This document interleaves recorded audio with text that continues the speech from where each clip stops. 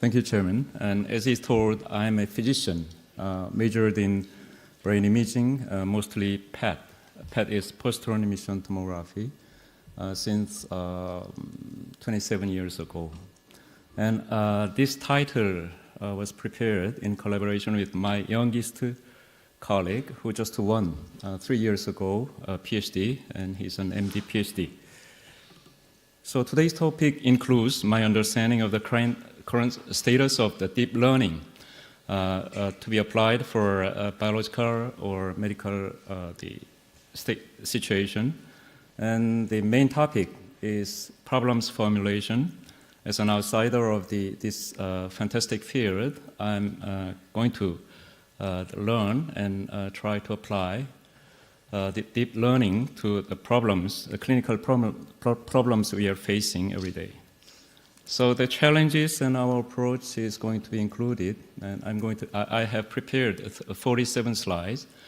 So within 30 minutes, I think I can deliver all those things. And sometimes we are successful, but we think it's trivial. Other times we are going to solve the essential problems, the inherent in this application trial, but it seems to be intractable to my eyes. And big why is following. And the formulated problems applying deep learning to clinical decision making using mapped brain, based on PET or fMRI or whatever else. And the deep learning, we are trying very hard to harness deep learning as an assistant for clinicians. Not they are going to replace us.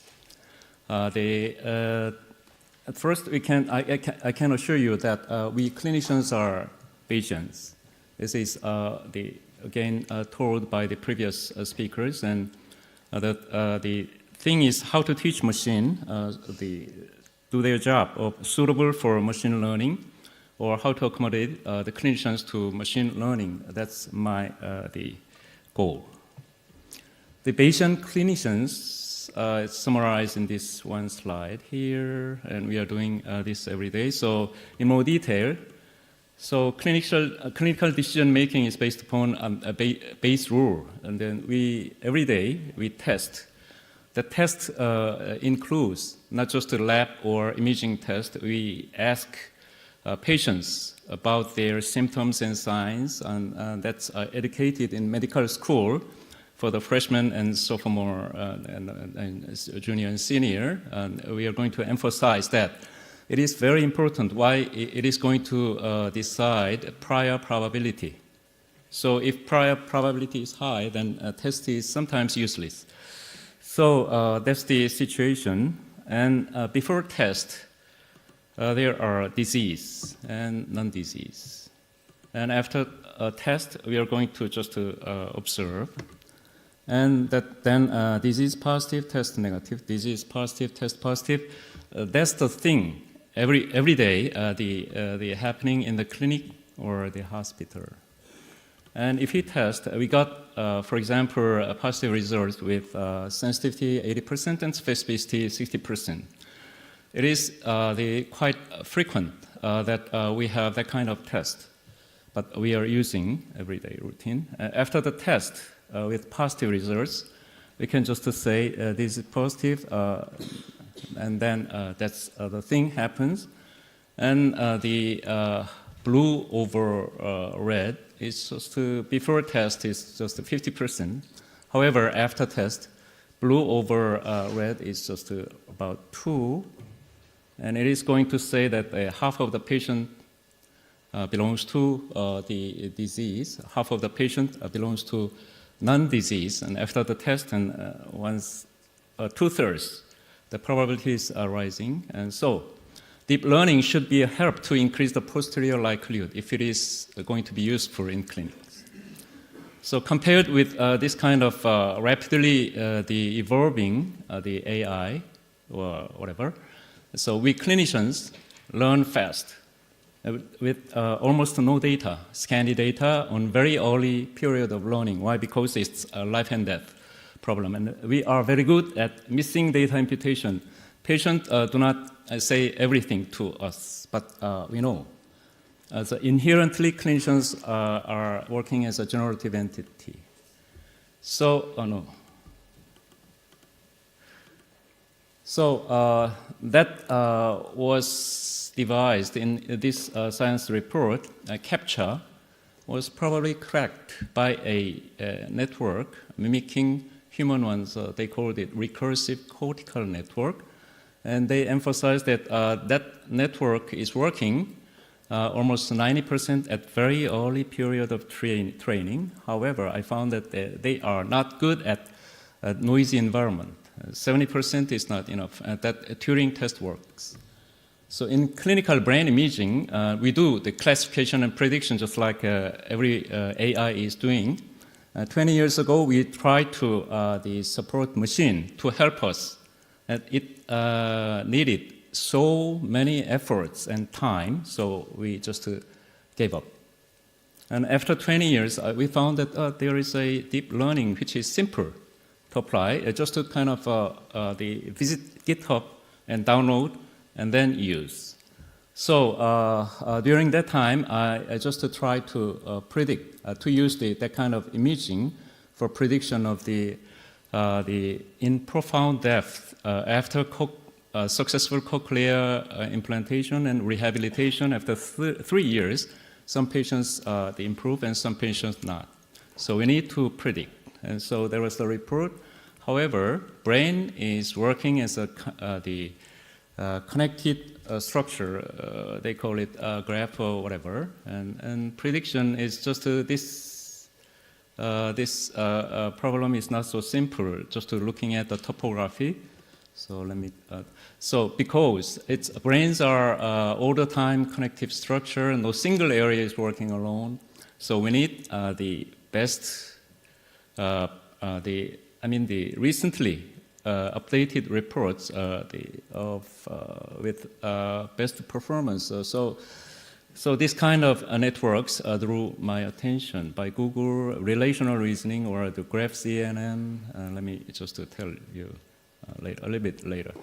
So in clinics, we have a simultaneous hybrid PET-MRI. So for brain, we are going to, within 30 minutes, we are going to acquire a posterior emission tomography as well as resting fMRI and T1, T2 MRI, and also the diffusion tensor imaging drawing the connection. And that's a structural background, and we can just calculate functional connectivity using those images. So if I just summarize in one slide, a single brain PET image is available in everyday clinic, and many runs of fMRI is going to give us at last a parametric single image. They're statistically interpreted based on the T2 relaxation time, whatever, and oxygen content. And using brain PET, we measure glucose metabolism or neuroreceptor status or neurotransmitter. And finally, after tracer kinetic modeling, and we just to get a binding potential, which is also a snapshot. Single image is going to be used, not just deep learning should not work on that. Why? Because there is not enough image. However, because of that, for the last 2 decades, people gathered together to collect a public database. We just need to use the deep learning to interpret all those public database available to us. So we did. So the characteristics of brain images as input for machine, let me just use the machine intelligence and human intelligence as well as the human. And based on the topographical search, we are very good at finding this dementia or the epileptogenic zone seizure focus here compared with normal. So successful by human expert and unsuccessful by human expert is autism spectrum disorder, ADHD, schizophrenia, and affective disorder. All those psychiatric diseases are beyond our limit. Beyond our limit. However, in this case of the connection search, successful only after meticulous data handling, considering all those connectivity, prelingual depth. Prelingual depth means before learning how to speak, how to listen to the language, they just lost their hearing. Then prelingual depth was different from the postlingual and normal hearings. So that's the findings we are painfully obtaining with 2 or 3 years of effort. So now the challenge. I can say, I can tell you the challenges now using these images as input. We need generative composition of norms. We need the composed norms with a generative methodology to find difference between an individual and norms. We need norms. If you're going to say this person is abnormal, then we need, and then we need to teach machine with less or no data, just like ourselves, and teach machine to produce clinically acceptable. It needs to. We need to have an incremental value. If not, it is useless. So, and then explainable AI, that draws attention in this article, my attention, and or relational and graph again emphasized. So how humans can achieve their goal of understanding, that's my interpretation. We interpret images compared with norms of the same gender, same age, and same ethnicity. Do you think it's possible? No, it's impossible. So no way to recruit or collect data to soothe our futile hope or wish to achieve perfection of establishing. We just do decide upon our patient in every clinical situation. And so that's the situation. So we try to make population distribution along aging. So using the public database, my young colleague, he did a partially missing data imputation. Individual is going to be compared with population of a certain age, and we used only the 160 cases using the variational autoencoder model to generate the brain PET image of each age epoch. It's just like this. So we have only 160 data, and this autoencoder algorithm gave us that kind of, when the first year resident is coming to my lab, I can just show him. This is the way how the brain is aging. So in terms of metabolism, glucose metabolism, you're going to remember that. So that's kind of how to use the autoencoder generated this information to be used for education. And here you are seeing again the autism and ADHD. There is no way to find a difference. So people have thought for the last 3 decades there might be some delicate difference. However, because of the shortcomings of disadvantage of the current statistical package to find out. So that's the things. But there is a serious problem of multiple comparison, which should have a help from the statistics here, finding difference between a group or an individual with norms, the problem of multiple comparison. So I just referred, the secured consult, the help from this, my colleague, him. He was the kind of a pioneer to do the hierarchical generalized linear model, and his and he did he moved on to generalize the generalized linear model. So how to generalize it? Relaxing the assumption that error components are independent and error components can be correlated or not necessarily follow a normal distribution, not just a Gaussian mixture. So his student and my colleague, my young colleague, they collaborated and to use that to find the real difference and while controlling FDR, forced discovery rate. Here, however, with that effort, we found that there is much loss of information, and it means that marginal forced non-discovery was almost 50%. So we just use the hidden mark of random field model to account the spatial adjacency of those voxels. So we decreased 3%. So this is the difference between normal male and female. So do you believe? No. Personally, I don't believe the data-wise that's correct. Biologically, we need to study. And also, if you have a connectivity data, then it should have been used like that, permutation and find out, and that also is applied for comparison connectivity. That's the status of the statistics development. And what about the current deep learning application to medical situation? The two papers are well known to our community of medicine, and it's JAMA and Nature, and diabetic retinopathy. Tens of thousands of cases were given to the machine to learn, and then diagnosis of dermatologic malignancy is given to the machine, and the machine can just beat doctors. And that's 1 minus specificity and sensitivity, as I told you. That's test evidence. And so I just was interested in what kind of metric, how the accuracy should be. So in our clinical routine, we are using 80% of sensitivity and 60% specificity we use every day. But for the artificial intelligence, so they call it metric to measure proper performance. And in this case, the relational reasoning here, it's just 76% has increased to 95%. And another problem is the mastering, without any data. And here, so here is Mr. Lee, who was beaten by this one, AlphaGo, a year ago. And recently, this machine has given birth of this one, AlphaGo 0.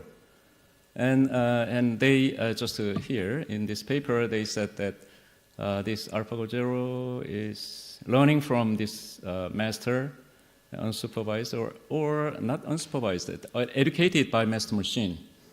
So I found that the entire AI community is also heading for unsupervised and scanty data, self-imputation, and undersampling, just like ourselves. So we just applied a adversarial network, and that story was very fascinating. When I read the news article saying that GAN for the first time, it was saying that kind of we cannot distribute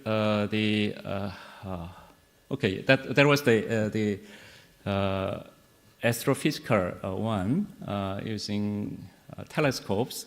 So we cannot apply telescope upon the surface of the sea. So there was a story. So they tried to use the GAN and generative adversarial, and I immediately understood that discriminator and generator is going to compete, but we use that.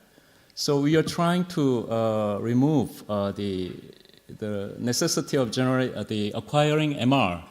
So using that image, that image is just mimicking MRI. Structural information is already there. So we tried, and finally, surprisingly found that that kind of one is better than the PET template. PET template was the gold standard for the last 2 decades, but we just published it. So as an outsider, I just tried to find out the eminent, prestigious. The investigators are doing the cell modeling using deep convolutional and least square and EB and BE and Wasserstein and gradient penalty. So I found that there is a mode collapse. So that's very the difficult thing to understand. Why? Because I'm not doing this research myself. So that's just a loss function control. So, and also those kind of new, fascinating, the algorithm should be noise tolerant if it is going to be used for clinic. Captcha, cytogen, and face image, finally brain mapping should be false non-discovery should be reduced, and false discoveries should be controlled. So I'm going to just kind of move on. So the junior colleague who majored in engineering and is working in my department, and he just tried to remove CT from PET-CT. PET-CT actually, while just in here, sinogram, in his opinion, that it's already have the attenuation, the structural information, which is usually acquired and emulated by the CT, and because of the crosstalk and noise, he could successfully get rid of that. So it's just simultaneously reconstructed activity and attenuation. It's simplifying our routine. And how? Like this. And we were trying to use that predicting outcome using. We do acquire glucose metabolism or amyloid imaging in the cognitive impairment patients, and we use that, and we made a score. Interestingly, we are interested in this phase, not this late phase. Alzheimer's disease should need nursing care, but the mild cognitive impairment, some of them are going to become Alzheimer's, some of them are not. So we need to differentiate. And using this, latent features, we could just differentiate nicely. So he moved on just to do this kind of the choosing files, and then it is going to say that AD prediction is just 19% here, MMSE, mini mental status examination. All of you here are going to show this 30, regardless of your age, 30, but you are going to, after 3 years, and 26. So there was the story. There was a prediction, and it is the same as the cancer outcome prediction. We used this kind of loss function here, and as is in the literature, like loss function Cox. Cox survival, the analysis is quite standard in our field of and we were trying to use this machine learning to help our diagnosis. Why? Because they are typically and definitively Parkinson's disease. However, scans are normal. So that's very few. But so deep learning, they said it's abnormal, and 80% was had turned out to be abnormal. So we could just report, and we need to. The entire clinical community should know that. And also we use the public and our database as a kind of exploratory set and test set. And comparing individual, as I told you, because of the variation autoencoder model, a successful application, so we could just define the virtual population, and an individual can be compared with a virtual population. We just to say that your brain is aging pathologically. So you need just to quit your smoking. You need to just to get exercise more. You need to just to decrease your stress. And that's I don't think the AI is going to say to the patients, and even though they can say the patients would not like that. And if I were patients, I don't want to be told that I need to just lose my weight more. So there was why I'm going to. I was just trying to say using this precious time that the AI is going to just be an assistant. And this is another one, and it's under progress. And using this public database, we just could locate health control and Parkinson's disease and scan normal but definite Parkinson to find out. And after making this picture, and we just used our Parkinson's disease with deep brain stimulation, our clinical data from neurosurgery. And we found that their findings are here. And latent features were acquired from this public database. But that feature, at first we thought it does not like our data. And there is a data difference. But finally, I think that it's because of the difference of the population. And that's transfer learning. The learning is happening here with the onset 1 to 5 years. But this data onset 8 to 20 years. They need the invasive treatment. It means that they are kind of very severe. So my neurosurgeon was really excited. Why? Because 3/4 of their patients are doing well. 1/4, even though they did very good just kind of inserting their electrode for RF treatment, but the 1/4 is not working well. So we are now trying to use that score with that, the image-based score. And now I'm approaching to the end, and hours of process, seconds, and that's an easy job. And because this session is being recorded, it's unpublished. And making super resolution CT using normal CT, then Siemens and Philips and GE is going to perish. So the last part. Actually, I'm interested in not just the topography. And topography, I just delved myself into using topography to understand the patient for the last 3 decades. However, brains are connected.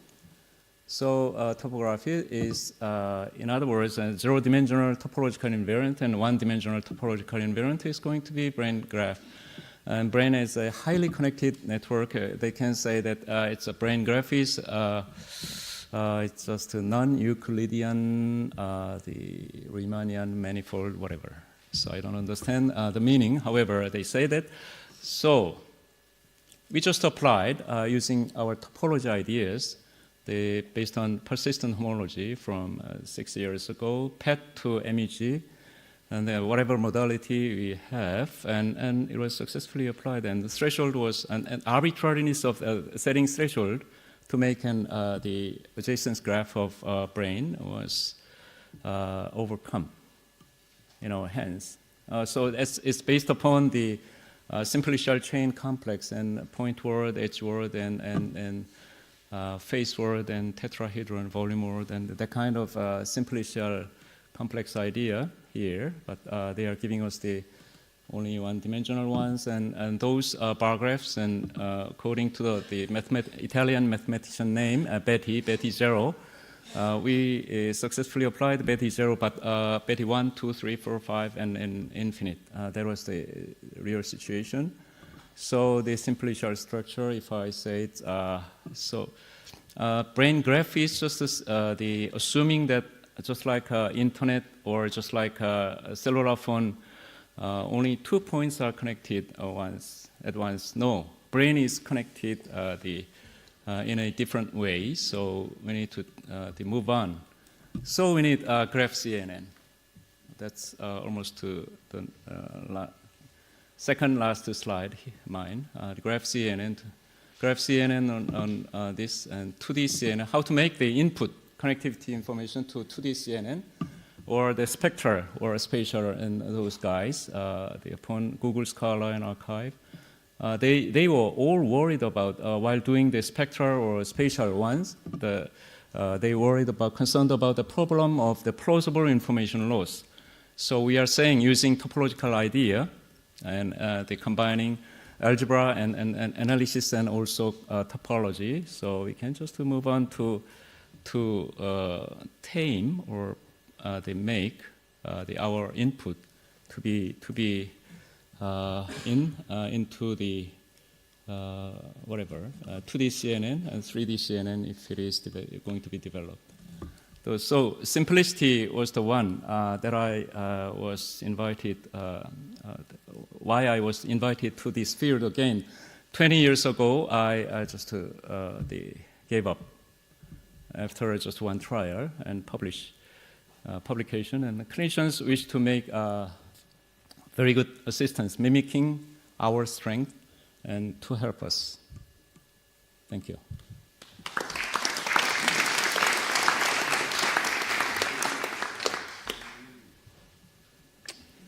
We can now handle questions. Yes.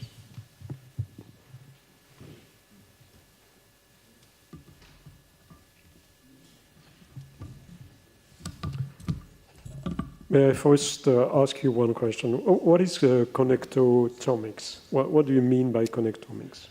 Yes. So actually, I personally I don't like that. However, everyone is using connectomics.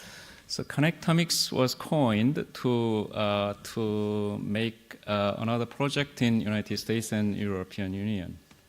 So it's making electron microscopic, very fine data to build the entire brain.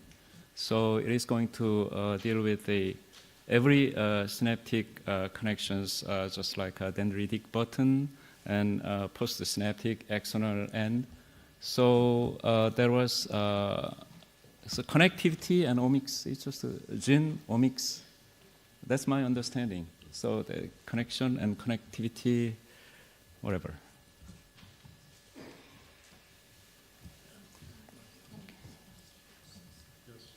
Please. How do you define normal brains? Yeah. Who is a normal human? Okay. So normal brains. So actually, when we are trying to report normal aging, so we were challenged the same question.